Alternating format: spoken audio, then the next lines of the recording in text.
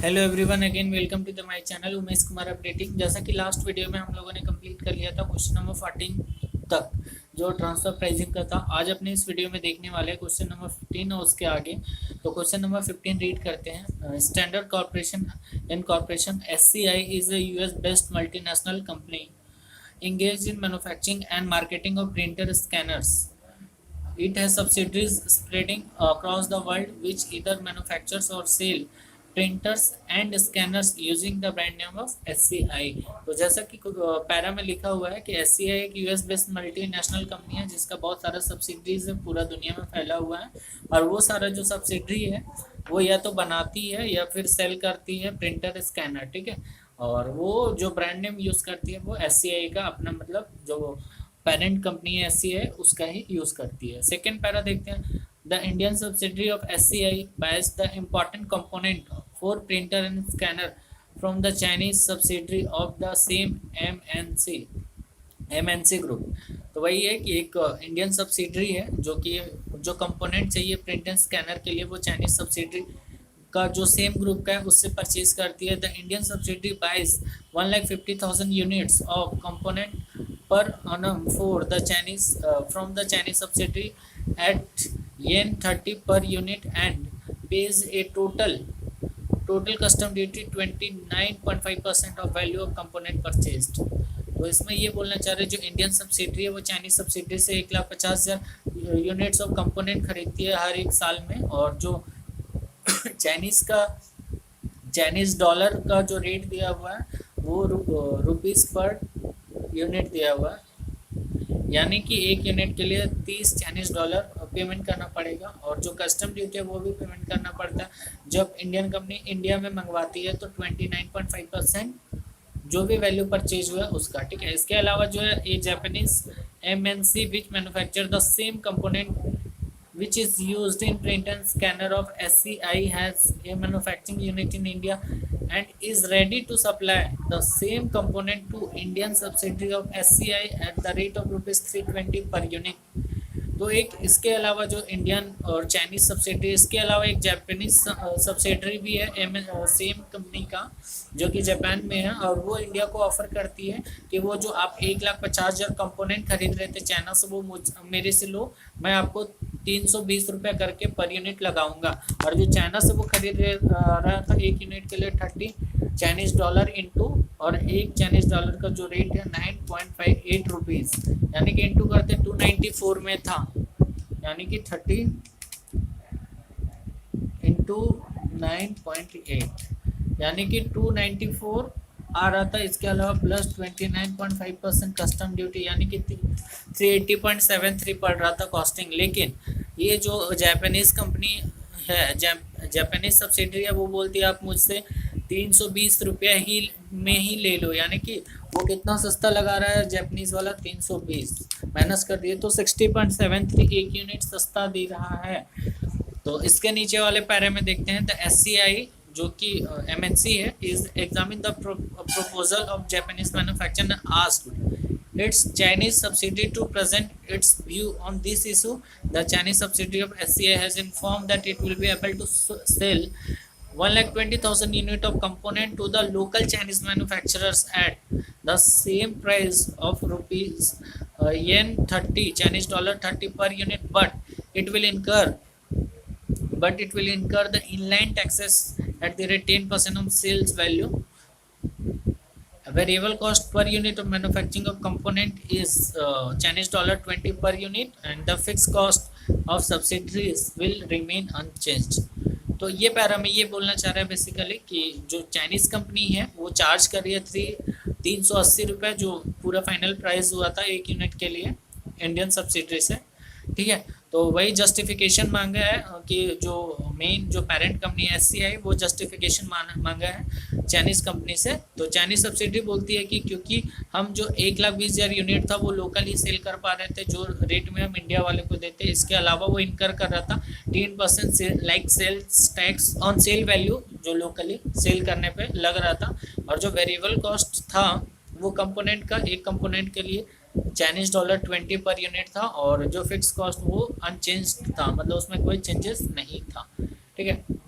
इसके अलावा the corporation tax rates and currency exchange rates are as follow. तो China India and USA का जो कॉर्पोरेट रेट टैक्स है वो दिया हुआ है 25%, 34% एंड 40% यूएसए का। इसके अलावा जो करेंसी का एक्सचेंज रेट है वो दिया हुआ है एक US dollar is equal to ₹61.5, वैसे एक US dollar is equal to yen 6.25 और एक येन इज इक्वल टू ₹9.8। ठीक है, ऐसे दिया हुआ है। तो पहला जो रिक्वायरमेंट है, prepare financial appraisal for the impact of proposal by Japanese manufacture to supply components for printers and scanner to Indian subsidiary of SCI. तो फाइनेंशियल अप्राइजल करना है कि जो प्रपोजल दिया है जापानीज कंपनी इंडियन कंपनी को, ठीक है, तो उससे क्या इफेक्ट निकल के आने वाला है, फाइनेंशियल इफेक्ट। तो वो अपना सबसे पहले तो impact of proposal by Japanese manufacture to supply component for printer and scanner to Indian subsidies of SCI. तो एससीआई के अंदर दो सब्सिडीज था, जापानीज वाला ऑफर कर रहा है इंडिया वाला कि भाई तुम जो कंपोनेंट लगेगा वो मेरे से ले लो, ठीक है, 1,50,000। तो on account of Indian subsidiary क्या हो जाएगा ऑफ एससीआई, तो cost of purchase from Chinese manufacture कितना आ जाएगा। तो जैसे इनवाइस अमाउंट हो जाएगा 1,50,000 यूनिट था, और एक यूनिट जो चाइनीज कंपनी करके दे रही थी वो येन 30 था, और जो एक येन इज इक्वल टू ₹9.8 था, जो कि डॉलर का जो एक्सचेंज रेट है वो दिया हुआ था। तो इनवाइस अमाउंट चाइना में होगा, जो इनवाइस अमाउंट चाइना में हो जाएगा वो 4 करोड़ 41 लाख का हो जाएगा। और वो कैसे 1,50,000, यहाँ पे क्वेश्चन में अगर हम लोग देखें तो सेकंड वाले पैरा में इसमें बोला हुआ है कि 1,50,000 यूनिट खरीद रहा है, और इंटू 30 येन मतलब चाइनीज डॉलर करके, ठीक है, यानी कि ये आ जा रहा है मेरा 45 लाख। और यहाँ पे जो है यहाँ पे इसके अलावा जो है और अपने इंडियन रुपीस में कन्वर्ट करते हैं तो इंटू करना पड़ेगा इंटू 9.8, यानी कि जो आ जा रहा है 4 करोड़ 41 लाख। इसके अलावा चाइना से मंगवा रहे हैं तो हम लोगों को कस्टम ड्यूटी भी 29.5% पेमेंट करना पड़ रहा है, जो चाइना का इनवाइस अमाउंट है, यानी कि जो 4 करोड़ 41 लाख है उस पर अपने को कस्टम ड्यूटी पेमेंट करना पड़ रहा है 29.5%, यानी कि वो ऐड कर देंगे तो मेरा cost of purchase from Chinese manufacture जो इंडिया में माल ले आएंगे चाइना से, तो उसका जो कॉस्ट पड़ जाएगा 5 करोड़ 71 लाख 9,500 पड़ जाएगा। अब मैन्युफैक्चर जब अपने परचेज करते हैं जापानीज मैन्युफैक्चर से तो उस पर क्या कॉस्ट देना पड़ेगा, तो वो अपने कैलकुलेट कर लेंगे। तो यहाँ पे सीधा ही बोला हुआ था कि आप एक यूनिट ले लो। जैसे यहाँ पे अपने थर्ड पैरा में देखें तो Japanese MNC which manufacture the same component will be used in the printer and scanner of SCI as a manufacturing unit in India is ready to supply the same component to the Indian subsidiary of SCI at ₹320, यानी कि 1,50,000 unit जो Indian subsidiary को चाहिए वो आप Japanese से ले लो 320 करके, वही बोलना चाह रहा है। तो यहाँ पे total cost of purchase from Japanese manufacture in India कितना हो जाएगा, तो एक 320 इंटू 1,50,000 कंपोनेंट यूनिट, यानी कि 4 करोड़ 80 लाख का आ जाएगा इनवाइस अमाउंट। तो total cost of purchase from Japanese manufacture भी सेम 4 करोड़ 80 लाख आ जाएगा। तो saving of purchase cost before corporate tax, ठीक है, तो सेविंग परचेज कॉस्ट यदि हम जापानीज से परचेज करें इंस्टीड ऑफ चाइना तो जो डिफरेंस अमाउंट है वो मेरा सेविंग आ जाएगा, यानी कि जो चाइना वाले को पेमेंट कर रहे थे ए में और जो जापानीज वाले को पेमेंट कर रहे थे बी में, तो मेरा कॉस्ट सेविंग ऑन परचेज क्या आ जाएगा ए माइनस बी, यानी कि 91,09,500 का सेविंग आ जा रहा है। तो इस पे जो कॉर्पोरेट टैक्स है इंडिया में वो कितना था, वो 34% था। अगर हम लोग ऊपर देखें तो जो इंडिया का जो कॉर्पोरेट टैक्स रेट था वो 34% था, क्योंकि सबसे पहले on account of Indian subsidiary of SCI देख रहे हैं तो इंडिया का कॉर्पोरेट रेट अपने कंसिडर करेंगे। तो 30,37,230 रुपीज़ का कॉर्पोरेट टैक्स। तो saving after corporate tax of Indian subsidiary कितना आएगा, 60,12,270। अब अपने देखने वाले on account of Chinese subsidiary, ठीक है, अब एससीआई। तो लॉस ऑफ कंट्रीब्यूशन क्या आ जाएगा, लॉस ऑफ कंट्रीब्यूशन आ जाएगा मेरा, क्योंकि अपने जो ट्रांसफ़र करते हैं इंडियन सब्सिडरी को टोटल टोटल अपने ट्रांसफ़र करते हैं 1,50,000 यूनिट्स, ठीक है। और 1,00,000 माइनस कर देंगे क्योंकि जो टोटल अपने ट्रांसफ़र करने वाले थे इंडियन सब्सिडी को वो 1,50,000 यूनिट, और जो अपने लोकल मार्केट में बेचते वो माइनस कर देंगे 1,20,000 यूनिट, ठीक है। और जो लॉस कंट्रीब्यूशन लॉस कितना हो जाएगा, ठीक है। तो कंट्रीब्यूशन, क्योंकि हम लोगों को जब भी अपने इंडियन सब्सिडी को ट्रांसफ़र करेंगे तो पूरा 1,50,000 यूनिट ट्रांसफ़र करेंगे, तो जो कंट्रीब्यूशन लॉस हो जाएगा वो कंट्रीब्यूशन लॉस हो जाएगा 30,000 यूनिट्स पे इंटू डिफरेंस वाला जो अमाउंट था, sale minus variable cost contribution. और ये चाइनीज़ डॉलर में है तो इसको इंडियन रुपीज़ में कन्वर्ट करने के लिए 9.8 से इंटू कर देंगे तो 29,40,000 का आ जाएगा। इसके अलावा अगर हम लोग चाइना में सेल करते हैं तो उस पर अपने को सेल्स टैक्स लग रहा था, लोकल टैक्स लग रहा था, वो कितना लग रहा था, वो 10% लग रहा था। तो inland taxes on local cell of Chinese manufacture कितना था, 1,20,000 यूनिट था, इंटू ये एक यूनिट के लिए 30 येन था, यानी कि 30 चाइनीज डॉलर था, इंटू 10%, ये चाइनीज डॉलर में है, इसको इंडियन रुपीज़ में कन्वर्ट करने के लिए 9.8 से इंटू कर देंगे तो 35,28,000, यानी कि जो total loss before corporate tax आ जाएगा वो 29,40,000 लॉस ऑफ कंट्रीब्यूशन। इसके अलावा प्लस लोकल सेल पे जो टैक्स लग रहा था 35,28,000, यानी कि total loss before corporate tax 64,68,000 total आ रहा है। इसमें जो tax on saving on these loss, मतलब चाइना का अगर जो हम लोग देखें तो कॉर्पोरेट टैक्स 25% है। यहाँ पे आप देख सकते हैं चाइना का जो 25% कॉर्पोरेट टैक्स है वो अपने को माइनस कर देंगे तो net loss after corporate tax आ जाएगा 48 लाख, यानी जो लॉस है वो कम आ जाएगा आफ्टर टैक्स, ठीक है, यानी कि 48,51,000 का। अब जो ऑन SCI ग्रुप पे क्या इम्पैक्ट होगा, तो यहाँ पे अगर हम लोग देखें इंडिया वाला जो ग्रुप है वो कमा रहा है सेविंग आफ्टर कॉर्पोरेट टैक्स 60,12,270, लेकिन वही चाइना में अगर हम लोग आते हैं तो वहाँ पे लॉस हो जा रहा है 48,51,000 का, यानी कि जो नेट इनकम होगा, नेट सेविंग होगा SCI ग्रुप का, वो क्या इंडिया से जो कमाएंगे मैंने चाइना वाला लॉस को सेट ऑफ करने के बाद, यानी कि 11,61,270 रुपीज़ का जो है नेट बेनिफिट ऑफ SCI आ जाएगा। From the above analysis, it has been seen that the proposal of Japanese manufacturer in India is beneficial for SCI as it give a net benefit of rupees 11,61,270, ठीक है। तो net benefit इतना आ गया। अब अपने को क्या है second requirement, identify other issues that would be considered bye SCI in relation in this proposal, यानी कि अगर आप जापानीज से कांटेक्ट कर रहे हो तो इस पर क्या क्या चीज़ आपको ध्यान देना पड़ेगा। तो प्रपोजल है ना, तो उस पर SCI need to consider the various other issues before reaching a final decision of accepting proposal from Japanese manufacturer in India. The few suggestive issues that should be considered, तो वही जापानीज का जो long term अपना जो contract है वो देखेंगे कि हाँ फ्यूचर में भी अभी मिल रहा है तो ठीक है, फ्यूचर में भी मिलेगा कि नहीं, फिजिकल पॉलिसी इंडिया में क्या रहेगा। इसके अलावा जो प्रॉफिट है, जो प्रॉफिट इंडिया में उसका रिपेरिएटेशन का जो पीरियड है वो क्या होगा। इसके अलावा ऑपरेटिंग कंडीशन चाइना में क्या होगा, फिजिकल पॉलिसी चाइना में क्या होगा। तो ये नरेटिव है, आप इसको देख करके जो नरेशन है उसको समझ सकते हैं। इसके अलावा आप अपने क्वेश्चन नंबर 16 देखने वाले हैं, ट्रांसफर प्राइसिंग मिसलेनियस का ये टॉपिक है। तो क्वेश्चन नंबर 16 देखते हैं कि F2 Tech Limited F2TL has the division DX and division DZ is with full profit responsibility. The division DX produces component X which it sells to outside customer only. The division DZ produces a product called Z which incorporate component X in its design.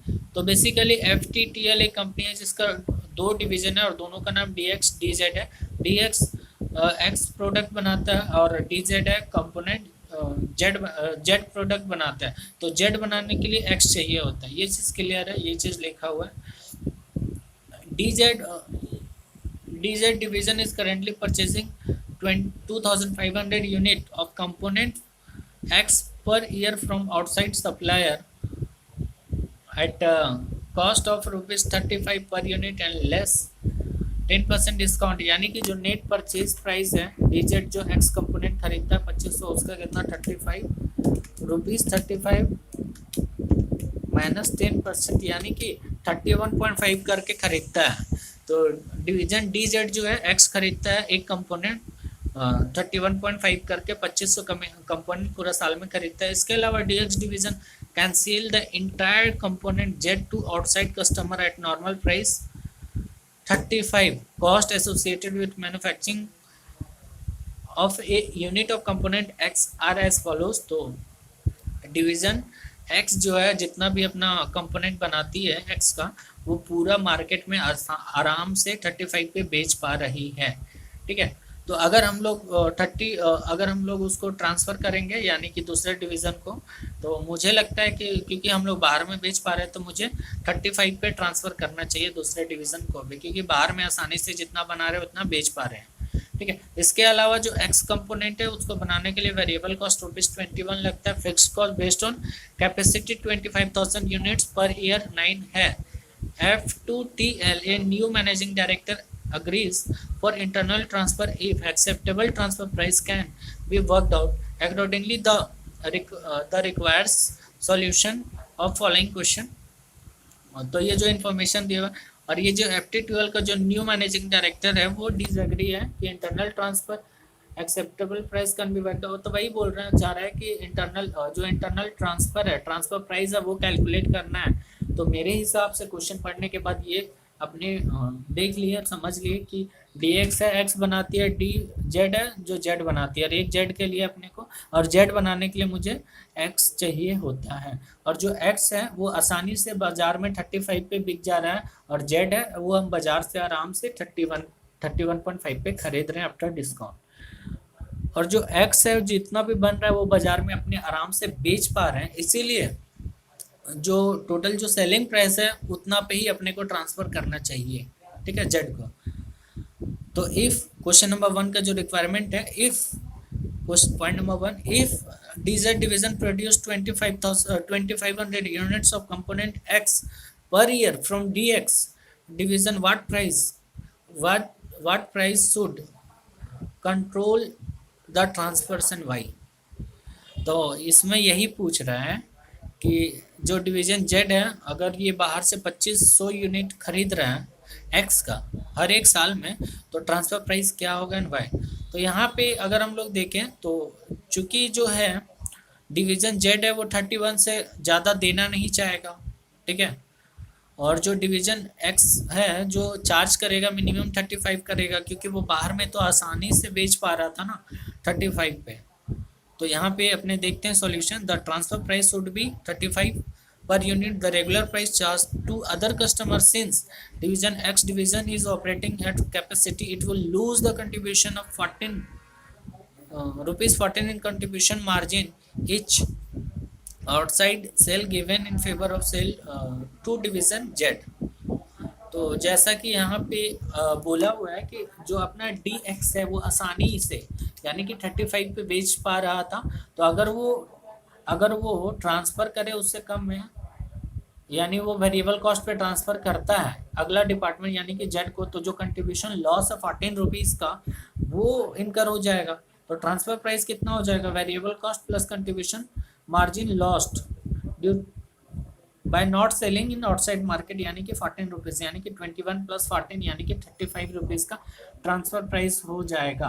क्योंकि इसमें opportunity cost अपना consider करेगा ही जो division x है वो, क्योंकि बाहर में तो बेचेगा नहीं, आपको ट्रांसफ़र कर रहा है भैया तो आपको भी तो वही रेट में ट्रांसफ़र करेगा जितना में आसानी से वो बाहर में बेच पा रहा था, और बाहर में तो जितना भी क्वांटिटी बना रहा था उतना बेच ही पा रहा था। अब सेकेंड वाले में अपने देखने वाले refer your computation in one, what is the lower limit and upper limit transfer price, the upper limit relevant in this situation।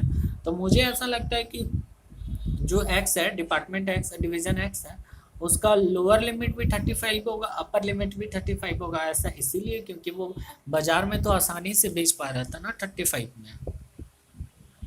तो यहाँ पे आप देख सकते हैं कि लोअर लिमिट भी 35 और 35 अपर लिमिट भी होगा। ठीक है, बाद बाकी आप पढ़ के समझ सकते हैं, वैसे तो मैंने समझा दिया है।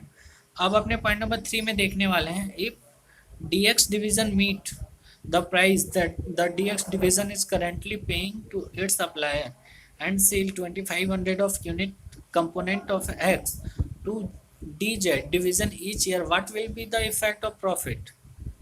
What will be the effect on profit? DX division, the DZ division of company as a whole. तो इसमें वही बोल रहा है कि अगर जो DZ है वो अपना खरीद रहा है, करंटली खरीद रहा है 31.5 में आफ्टर डिस्काउंट ऑफ 10% ऑन 35, यानी कि 31.5 पे अगर उस रेट में डिवीजन X है Y को ट्रांसफ़र करता है, यानी कि 31.5 में ट्रांसफ़र करता है, तो कंपनी पे क्या इम्पैक्ट पड़ेगा, कंपनी पे इफेक्ट क्या पड़ेगा? तो आइए इसका सॉल्यूशन देखते हैं। तो कंपनी तो लॉस में जाएगी ना, क्योंकि डिवीजन जो X है आप उससे आप सस्ता में खरीदवा रहे हो Z से, ठीक है, Z को सस्ता में खरीदवा रहे हो X में, तो इसके वजह से क्या है कि डिवीजन X जो है X बाहर में बेच नहीं पा रहा है, तो वो तो कंट्रीब्यूशन लॉस हो रहा है ना। तो 31.5 के ऊपर जितना भी माइनस कर देंगे 35, यानी कि 3.5 एक यूनिट में नुकसान हो रहा है। तो मेरा 2500 यूनिट अगर X ट्रांसफ़र करता है डिवीजन Z को, तो नुकसान 3.5 इंटू 2500 हो जाएगा, यानी कि इंटू 3.5, यानी कि 8750 का जो कंपनी का है वो नुकसान हो जाएगा, क्योंकि आप जो है मंगवा रहे हो कंपनी डिवीजन X से 31.5 पे, इसके वजह से वो तो बाहर में बेच नहीं पा रहा है, जिसके वजह से जितना में कम बेच रहा है, यानी कि 3.5 करके नुकसान हो रहा है एक यूनिट पे। तो 2500 यूनिट पे जो है 8750 का नुकसान हो रहा है, तो वो कंपनी को नुकसान होगा। तो आप यहाँ पे ये क्वेश्चन नंबर 3 था। अब क्वेश्चन नंबर 4, जो पॉइंट नंबर 4 है, the intermediate price of component X is 35 per unit. Is there any reason why DX should sell to DZ for less than 35? हाँ, तो इसमें अगर कोई अवॉइडेबल कॉस्ट है तो उस केस में हो सकता है yes, if the cost can be avoided as a result of inside business the price would then be 35 less the avoidable cost. तो कोई अवॉइडेबल कॉस्ट है ही नहीं, तो 35 पे ट्रांसफर करना पड़ेगा। तो इस वीडियो में बस इतना ही, ये छोटा वीडियो था, और आज अब आने वाले वीडियो में अपने क्वेश्चन नंबर 70 उसके आगे देखेंगे। Thank you very much.